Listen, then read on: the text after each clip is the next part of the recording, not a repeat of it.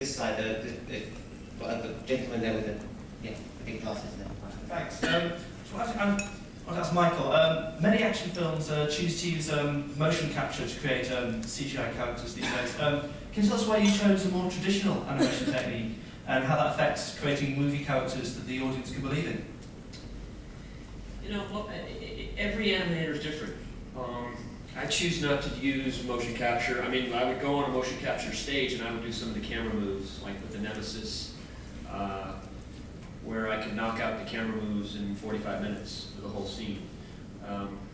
That's a very helpful tool because it's very hard to tell animators how to block a scene and something I do. And a lot of animators, they'll start with, once we talk about where we want to go with the shot, and they've seen my previs, which are crude cartoons of what's going on, some will actually videotape themselves falling. Like the guy who did Jetfire when he fell back, he literally would film himself falling from several angles and start there. I think the traditional way was pretty interesting. Two questions down the front here. Gentleman in the blue, and then... Question for Shia and Megan.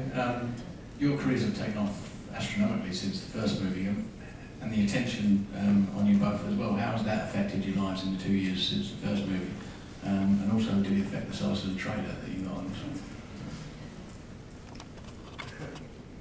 My life's great. The trailer was a bit bigger this time. Yeah, I mean, I didn't get into this to be half successful. I mean, I'm very fortunate and blessed. I'm not the most gifted performer in the world. I'm just very lucky with these opportunities, and I'm happy I get to keep working. Well, good. I mean, I agree with what he says. I mean, I don't know if you're ever prepared for public scrutiny. I don't know if that's something you can mentally prepare yourself for, but it is part of the job, and it's maybe not the most pleasant part. But I get to experience so many other things that are blessings that I shouldn't be able to experience. So that's the trade-off. This is to everybody. When I was a little girl, I used to have Optimus Prime, and it was my favourite toy, I think, alongside Ram Man from He-Man.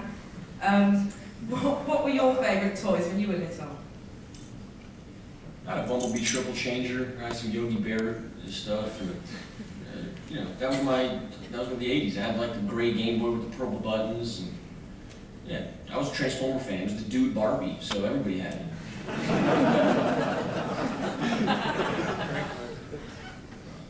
I had My Little Pony, Strawberry Shortcake, and Rainbow Bright, things like that. Oh boy. I was a big Zorro fan and then I also was into, when G.I. Joe came out when I was younger. But I did have a female doll based on Honey West. It was a show that Anne Francis was in. And they made a doll of her, and I had her with my James Bond doll and my Odd Job doll. But she was always naked. My mother used to always say, "John, why is Honey up in the tree with no clothes on?" "Don't worry, Mom." I said, G.I. Joe was going to save her. That doll I really liked. She had that little mole over here. Like I don't know what happened to her.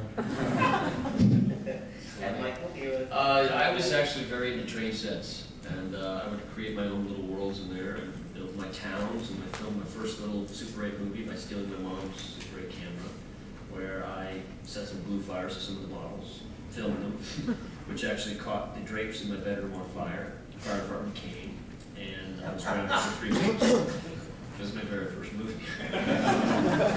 You do the true story. Phil over there. Can I ask the two senior members of the team, Michael and John, you've been in the industry slightly longer than your two other younger colleagues. What have been the biggest changes, do you think, for both of you in the last 20 years since you've been in the business?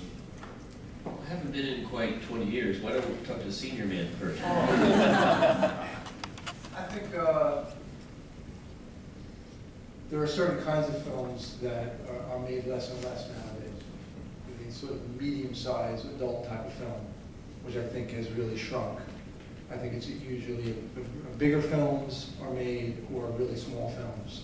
The medium-sized films, I think, you're seeing disappear more. I'm aware of that. Such as, John? Such as? An example of the sort of film that you mean? You know, the films that are in the sort of $15 to $20 million range budgets that are more sort of, I would say, adult or less comedic. That's one thing I'm aware of. And can you amplify your addiction to Zorro? Well, listen, the guy who dresses in black and has a mustache, and, you know, and he has a sword, it's pretty hard to top. Yeah. Lady over there. Yeah, hi, this is a question for Megan. Sometimes it's liberating to read your interviews because you're quite outspoken. But I'm wondering if there's anything that you said that you regret saying. Would you like me to clarify it right now? Sure. Anything that I've ever said that I regret? Your openness to the press. If you're regretting it now, or you think you'll be regretting it when you're older? That's possible. I mean, it's something that I struggle with because I feel like I have the best intentions when I do these sorts of interviews and when I speak the way that I do, and it's unfortunate when journalists or press choose to knowingly twist the meaning of my words, and that discourages me from being outspoken and being as honest. But I feel like it's something that I just want to do because I grew up and I hate reading or watching bullshit interviews and watching these created images, these things that people present to you on television that you know are fake and manufactured, and I'm trying not to be one of those. Thank you. Question for Michael. Boy, that quieted the room, didn't it?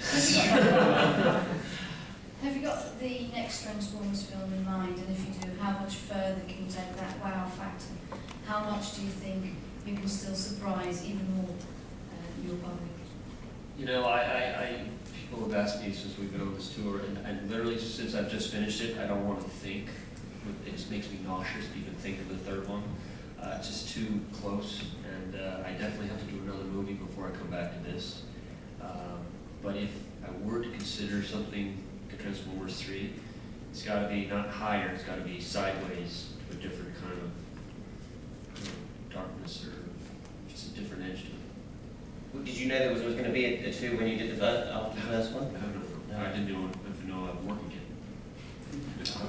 A lot of studios didn't have faith. A lot of studios actually turned down Transformers, and it's not a good sign when you've got a lot of friends that are very blunt with me, and they're like, "Why the hell are you doing that movie?" And that's kind of what I thought when I took it.